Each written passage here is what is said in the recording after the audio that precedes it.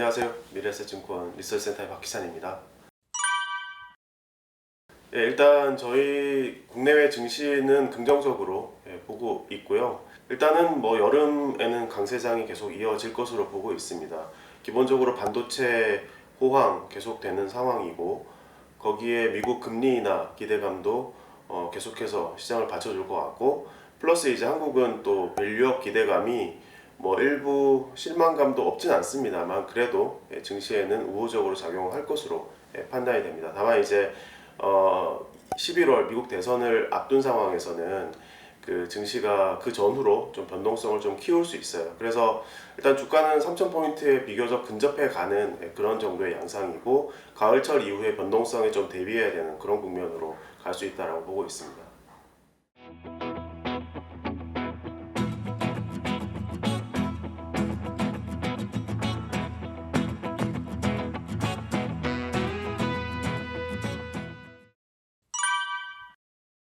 일단 이제 우리가 계속해서 보고 있는 미국의 금리 인하와 관련된 부분이 변수이기는 한데, 한 번, 아니면 두 번 이렇게 이제 기대를 하고 있고요. 일단 마켓은 대단히 큰 기대감을 갖고 있다기보다는 신중하게 기대를 갖고 있기 때문에 변수이긴 한데, 사실 대단히 큰 변수라고 보고 있지는 않습니다. 사실 그보다 더 큰 변수는 미국 대선, 특히 이제 트럼프 당선 시에 대중국 60% 관세라든지, 또 미국이 추가적으로 이제 법인세를 인하한다고 하는데, 그렇게 되면 이제 재정 적자가 더 커지게 되고 국채가 더 찍어져야 되고, 그러면 이제 금리가 더 오를 위험성이 있단 말입니다. 그래서 그런 것들이 이제 마켓의 큰 변동성을 야기할 리스크가 있어요. 그래서 일단 트럼프 당선 시에는 당연히 변동성이 커질 수 있고, 그에 대한 경계감 때문에 대선 전 몇 주 전부터 그런 어떤 경계 모드에 들어갈 가능성이 있다고 보고 있습니다.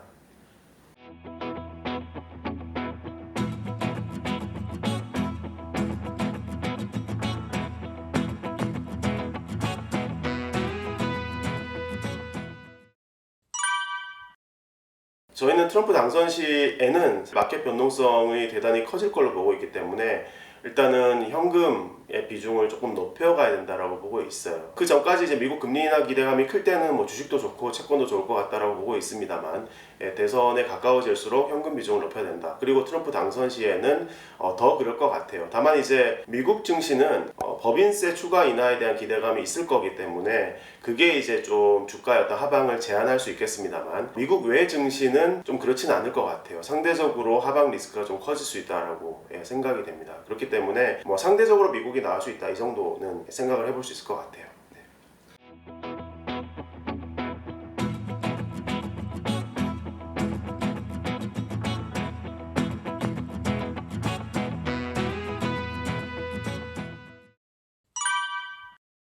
사실 바이든 당선 시에는 현 체제 유지이지 않습니까? 물론 이제 의회 상황이 또 어떻게 될지에 따른 변수는 있겠습니다만, 어쨌든 현 체제가 유지가 되는 거기 때문에 시장은 일종의 이제 안도감을 가질 가능성이 높겠다, 이렇게 생각을 하고요. 특히 이제 빅테크를 투자하는 입장에서는 달러가 강세인 게 좀 문제가 될 수 있는데, 바이든 당선 시에는 강달러가 크게 부각될 것 같지는 않아요. 그렇기 때문에 이제 저희는 기존에 우리가 계속 투자를 하고 있는 빅텍 중심에, 그리고 금리 인하 기대감이 커지게 되면 헬스케어, 바이오 이런 쪽이 좋기 때문에 그런 쪽을 좀 늘려가면서 대응을 할 수 있을 것이라고 보고 있습니다.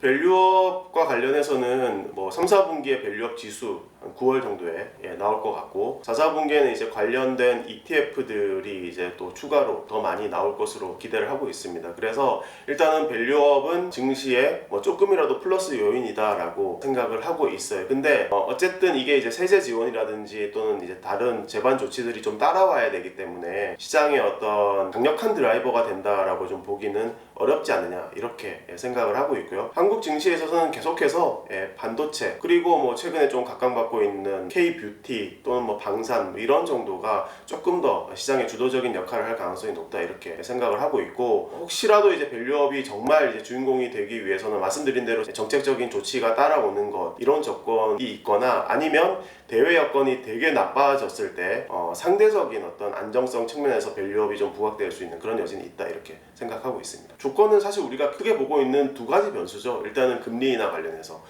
기대감이 확 깨진다 뭐 이렇게 되는 시나리오면은 아무래도 이제 그동안 많이 올랐던 빅텍 반도체 주가들이 좀 흔들릴 가능성이 높고요. 그리고 대외 변수에 민감한 그런 어떤 수출 업종들 이런 것들이 이제 조금 더 영향을 받을 수 있다 이렇게 이제 봐야 되는 그런 요소고요. 그리고 마찬가지로 트럼프 당선으로 인해서 마켓의 변동성이 커질 것이다 라고 우려가 될 때 그에 대해서 상대적으로 덜 민감할 수 있는 부분이 이제 밸류업 모멘텀 있는 쪽이니까 그런 이제 시나리오 하에서 밸류업이 상대적인 가치가 좀 부각될 수 있다고 보고 있습니다.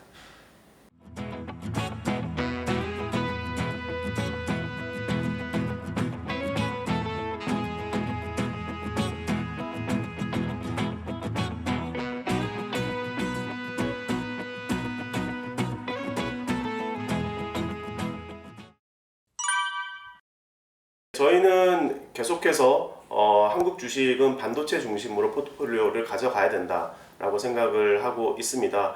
일단 이제 엔비디아가 가장 그 선봉에 있고요. 사실 미국에 우리 흔히 알고 있는 빅텍 기업들 있지 않습니까? 그러니까 애플부터 시작해가지고 뭐 마이크로소프트, 아마존, 알파벳 또는 뭐 메타 뭐 이런 기업들이 엄청난 지금 영업이익, 순이익을 가져가고 있어요. 그리고 이 현재 지위를 잃지 않기 위해서 대규모의 투자를 계속해서 해 나갈 겁니다. 그러니까 지금 사실 그들이 엄청난 수익이 나는데 투자를 늦춰가지고 현금을 많이 갖고 가는 게 큰 의미가 없어요.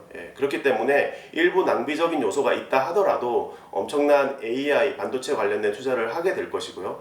그런 관점에서 미국의 반도체 기업들이 계속해서 성장세를 보일 것이고 뭐 거기에 있어서 이제 한국의 하이닉스 그리고 삼성전자 또는 이제 우리 전방 후방에 있는 이 반도체 기업들이 전체적으로 수혜를 볼 가능성은 앞으로도 상당 기간 크게 열려 있다라고 생각을 하고 있습니다. 일단은 이제 한국의 반도체 쪽에 대해서 뭐 우리 이제 대표적인 기업들은 이제 디램 메모리 빅2가 일단 있고 그리고 이제 그 중에서 이제 SK 하이닉스의 경우에는 HBM의 가장 직접적인 수혜를 일단 먼저 보고 있는 상황입니다. 그리고 HBM에 대한 수요가 급증하면서 그쪽으로 지금 공급 캐파 확장도 지금 그쪽으로 집중이 되고 있기 때문에 사실 디램은 최근에 이제 온디바이스 AI 뭐 이런 걸로 인해서 디램 수요가 늘어남에도 불구하고 공급을 늘리지 못하는 것이 또한 현실입니다. 그래서 디램 가격에 대한 전망도 지금 나쁘지가 않은 상황이고요. 거기다가 HBM도 현재로서는 상당한 지금 장기 수요를 확보하고 있는 상황이기 때문에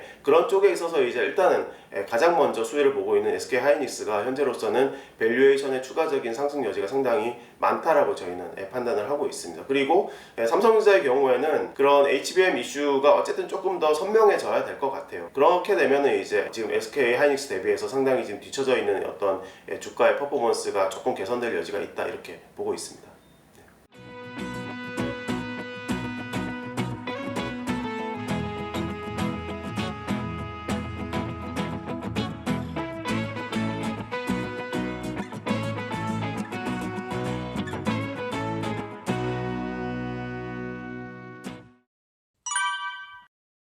이 2차 전지 쪽은 어쨌든 우리가 중국과의 어떤 경쟁 관계 이런 이슈로 인해서 이 섹터를 전체적으로 저희가 강하게 좋게 말씀드리긴 좀 어려울 것 같고요. 그 안에서 상대적인 어떤 성장 잠재력 또는 이제 턴어라운드의 어떤 포텐셜 이런 것들이 이제 큰 기업들을 중심으로 가져가야 된다라고 보고 있습니다. 그래서 배터리 장비 쪽에서는 뭐 PNT라든지 또는 셀 업체 중에서는 삼성 SDI를 중심으로 해서 일단 저희는 추천을 드리고 있는 상황이고요. 우리가 흔히 말하는 전기차 캐즘 이 상황이 좀 극복되기 위해서는 뭐 장기적으로는 뭐 그림이 좋을 수 있겠습니다만 일단 단기 중기적으로는 연준을 위시한 전 세계 금리 인하 기조가 조금 더 전방위적으로 형성이 되는 가운데 금리 부담이 완화되는 데 따른 전기차 수요 증가 이런 것들이 좀 나타나게 되면은 2025년도에는 뭐 중국과의 경쟁에도 불구하고 2차 전지 섹터가 전체적으로는 조금 나아질 수 있다 이렇게 생각을 하고 있습니다.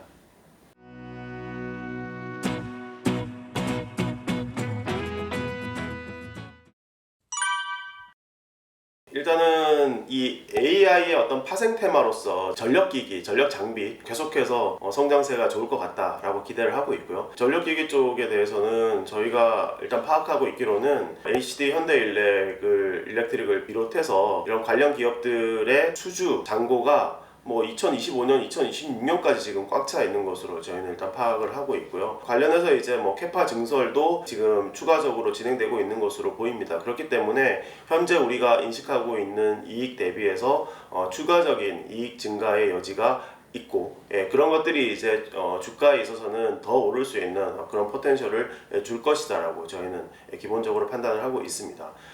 또 한편으로는 최근에 이제 주가가 많이 오르고 있는 뭐 화장품 또는 미용기기, 그러니까 통칭해서 이제 K-뷰티 이쪽이 이제 어쨌든 미국 시장의 점유율을 확대시켜 나가고 있는 그런 상황입니다. 그래서 역시 마찬가지로 지금 현재 고환율 상황에서 성장성이 돋보인다 이렇게 저는 판단을 하고 있고요. K-뷰티와 관련해서는 사실 K-뷰티의 자체적인 어떤 경쟁력도 생각해야 되지만 사실 저희가 글로벌리 중요한 테마로 보고 있는 것이 엔티에이징, 항노화 이쪽입니다. 그러니까 특히 이제 이쪽의 시장이 지금 미국에서 지금 빠르게 성장을 하고 있는데, 잘 아시는 대로 지금 미국의 노년기를 앞둔 인구가 상당히 지금 크고요. 그리고 그들의 재력이 지금 현재 상당히 높은 수준인 것으로 지금 파악이 되고 있습니다. 아무래도 그들의 기본적인 자산에 있어서 주식 비중이 굉장히 높고, 그러다 보니까 이제 상당한 재력을 갖춘 상태에서 지금 노년기로 접어들고 있기 때문에 그들이 젊음을 유지하는 측면에서의 수요를 계속해서 가져갈 가능성이 높다라고 보고 있어요. 그래서 그 자체적으로 상당한 어떤 수요 증가의 잠재력이 있고, 그런 가운데 이 K-뷰티 브랜드가 미국 시장에 지금 잘 자리를 잡아나가고 있는 것으로 보입니다. 그런 관점에서 이제 성장의 잠재력을 매우 높게 저희는 평가를 하고 있습니다. 또한 이제 우리가 중장기 테마로서 K방산의 매력도를 좀 높게 보고 있습니다. K방산의 경우에는 사실 잘 아시는 대로 러시아의 서방에 대한 어떤 공세적 스탠스는 앞으로도 상당 기간 지속될 가능성이 높습니다. 지금 현재 푸틴의 지도체제가 상당히 지금 공고하기 때문에요. 그래서 동유럽에서의 어떤 방산 수요가 향후에 상당 기간 크게 진행될 수밖에 없다라고 생각이 되는데, 근데 동유럽의 경우에는 서유럽과는 달리 재정 상황이 이렇게 썩 좋지가 않기 때문에요. 상대적으로 더 저렴하게 그리고 납기를 잘 맞출 수 있는 이 K방산 브랜드에 대한 의존도가 상당히 높아질 수 있을 것으로 저희는 판단하고 있습니다. 우리 K방산 업체들 몇 개 있는데 그런 기업들 전체적으로 긍정적인 관점으로 보시면 좋을 것 같고요. 그리고 이제 헬스케어 쪽은 사실 국내 헬스케어 이 섹터 주가는요, 다른 어떤 섹터보다도 금리에 대해서 민감도가 굉장히 높습니다. 그렇기 때문에 최근에 이제 헬스케어 주가가 좋은 것도 이제 금리 인하 기대감이 다시 좀 커지고 있기 때문인 것이고요. 그리고 실제로 이제 앞으로 금리 인하가 진행되게 될 경우에는 당연히 미래의 수익이 크게 잡히는 이 바이오 신약 개발 이런 쪽에 강점이 있는 이 헬스케어 기업들 중심으로 해서 주가가 더 상승 포텐셜을 가져갈 가능성이 높다라고 생각을 하고 있습니다.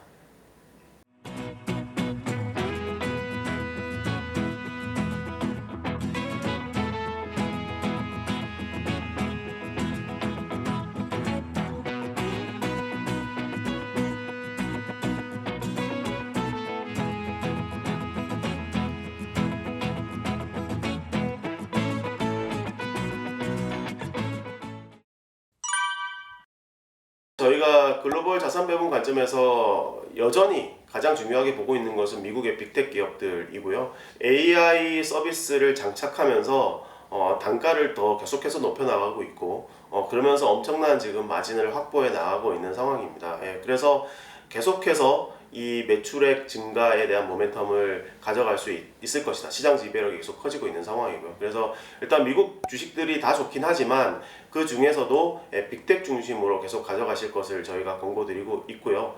물론 이제 그 중심에 엔비디아가 있고, 우리가 흔히 잘 알고 있는 IT 서비스 빅텍들 있지 않습니까? 마이크로소프트, 알파벳, 아마존, 메타, 그리고 뭐 애플 이 정도의 기업들도 다 좋을 것이다라고 기본적으로 판단하고 있습니다. 그리고 저희가 미국 외에서는 가장 선호하고 있는 국가 지역이 바로 인도이고요. 인도 주가도 사실은 계속해서 올라가고 있습니다. 인도 지금 주식시장의 전체 시가총액이 전 세계 국가 순위로 지금 5위까지 지금 올라와 있는데요. 인도 주식의 가장 큰 강점은 그들의 기업이 내수 중심으로 성장을 하고 있다라는 점이고, 그리고 그 내수의 성장세가 굉장히 가파르다라는 점이죠. 인도의 경제 성장률이 명목 기준으로 10%대 성장률을 갖다 지금 기록하고 있기 때문에. 그리고 또한 중요한 것은 현재 모디 총리, 이 모디 지배 체제는 기존 재벌 기업들에 대해서 굉장히 친화적인 정책 스탠스를 보이고 있어요. 그 과정에서 어떤 일이 벌어지고 있냐면 후발 경쟁 주자들이 강력하게 진입하고 있지 못합니다. 그러니까 결국은 내수 성장의 수혜를 기존의 재벌 기업들이 상당히 가져가고 있다는 점이죠. 그렇기 때문에 성장하는데 경쟁이 강화되지 않는다. 그래서 결국은 성장하는데 이익 마진이 굉장히 높게 유지가 되고 있다는 것이 또한 큰 강점입니다. 그래서 인도 주식도 시간이 지나면 결국은 주가는 자동으로 계속 올라갈 가능성이 상당히 높은 그런 장점을 갖고 있다라고 말씀드릴 수 있을 것 같아요. 그리고 앞으로 이제 저희가 금리 인하 국면을 기대를 하고 있는데 금리 인하되면은 당연히 이제 미국채, 한국채 다 좋을 수 있습니다. 근데 이제 그런 과정에서 절대적으로 액면금리가 상당히 높은 것이 바로 브라질 채권이죠. 10%대 브라질 이 채권 금리를 우리가 지금으로서는 비교적 큰 불확실성 없이 누릴 수 있지 않겠냐라고 저희는 판단하고 있습니다. 브라질 재정 상황에 대해서는 조금 약점이 있기 때문에 브라질 채권을 중장기 이런 10년 이상 이런 채권을 굳이 사실 필요는 없는 것 같고요. 한 2년짜리 이런 단기물 중심으로 하셔도 10%의 어떤 액면금리는 계속해서 가져갈 수 있기 때문에 브라질 채권에 대해서 저희는 긍정적인 관점으로 말씀드리고 있습니다.